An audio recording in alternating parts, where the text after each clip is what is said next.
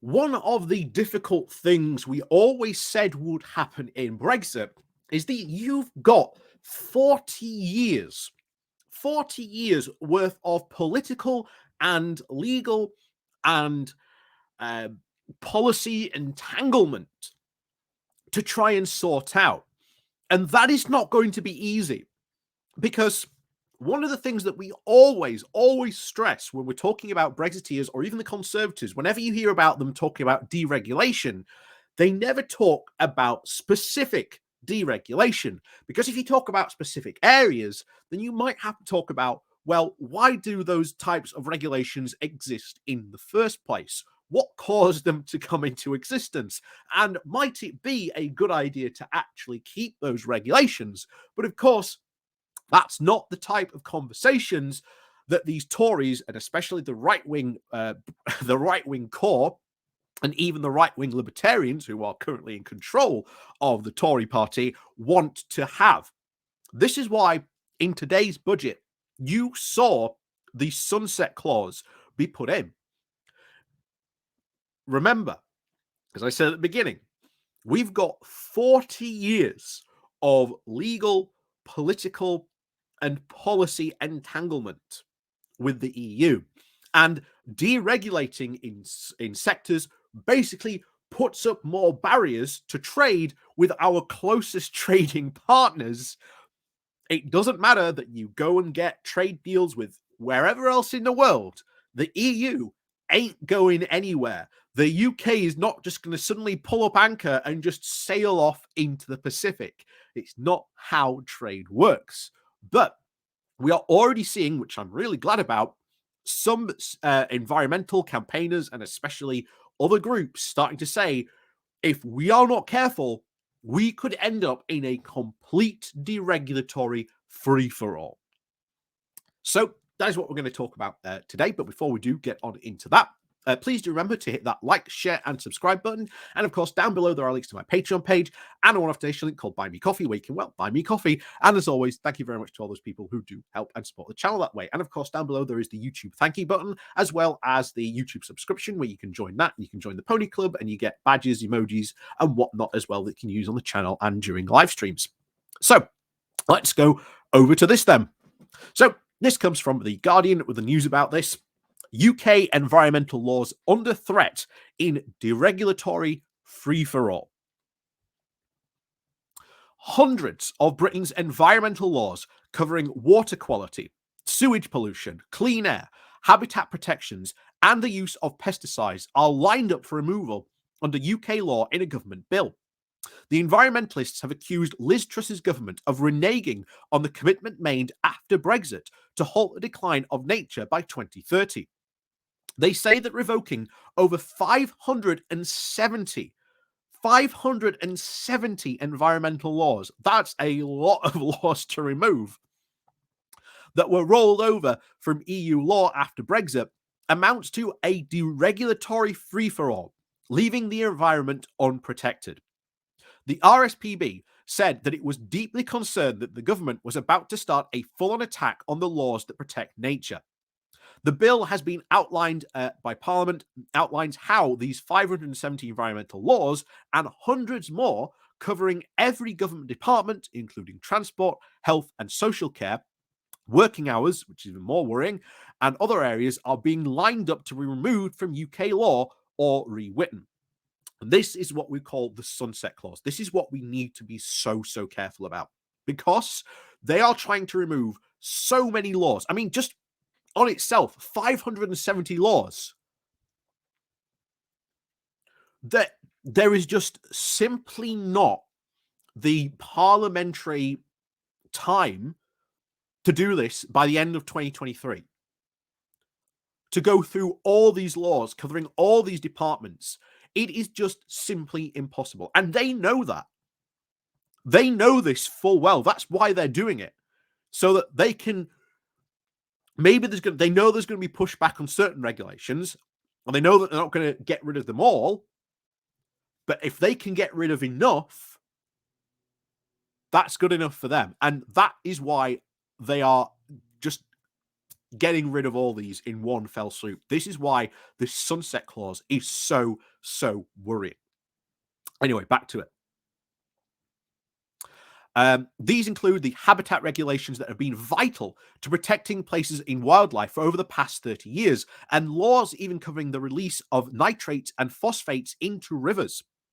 These laws were retained after Brexit, when the then Conservative Environmental Secretary Michael Gove promised the UK's environmental laws would not be watered down.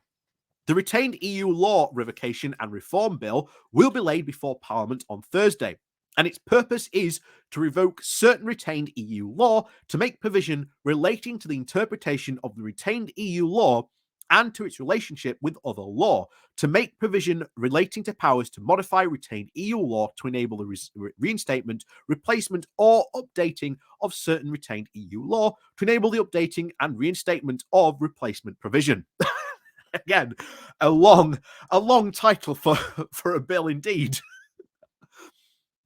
But essentially, it should just be called, and I think Labour should, and certainly any opposition party should just attack this as just, this is a deregulation bill, and just start stressing how important it really is that you can't just cut swathes of law out just like this. It's just not feasible, and they know it.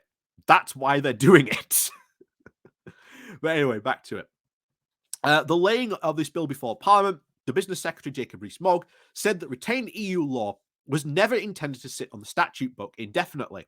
The time is now right to bring up these special statutes, retained EU law in the UK statute book, to an end on the 31st of December 2023 in order to fully revitalise or realise the opportunities of Brexit and to support the unique culture of innovation in the UK. This bill will sunset the majority of retained EU law so that it expires on the 31st of December 2023, and all retained EU law contained in domestic secondary legislation and retained direct EU legislation will expire on this date unless otherwise preserved. And it is just insane. As we're trying to make this out, you know, I'm trying to sort of warn you all, trying to go through all these and talk about just regulation itself is really boring, you know. But some of it is a bit obvious. Like, you don't want, you know, phosphates and nitrates being pumped into rivers. That will pollute rivers. That will decrease the water quality. That's obvious. But there are less obvious ones, like we should already make point of the Working Time Directive. That is up for debate as well, and they will be sold as, oh, we're just giving workers more freedom, but in reality you're not. At this point, if the Working Time Directive goes, well, if your boss says you're working overtime, you ain't got any choice. You know, there ain't no choice in that whatsoever, and that is what's so worrying about a lot of these mass revocation of this law is. It's what we've been really worrying about for, well, quite some time. Anyway, it continues. Richard Benwell, the chief executive of the Wildlife and Country Link, said that scrapping of these laws would be complete legislative vandalism, and rewriting them would pose an unacceptable delay to the protections and the current law offered to the environment, he said. The Conservative manifesto promised the most ambitious environmental programme of any country on earth. And, well, as we've seen in recent days, they aren't really, shall we say, keen to keep these promises they made in their manifesto. Ruth Chambers, a senior fellow of A Greener UK, said that the planned derailing of hundreds of protection of laws for airs, rivers, wildlife and food standards would derail the government's pledge to protect and put public health at risk.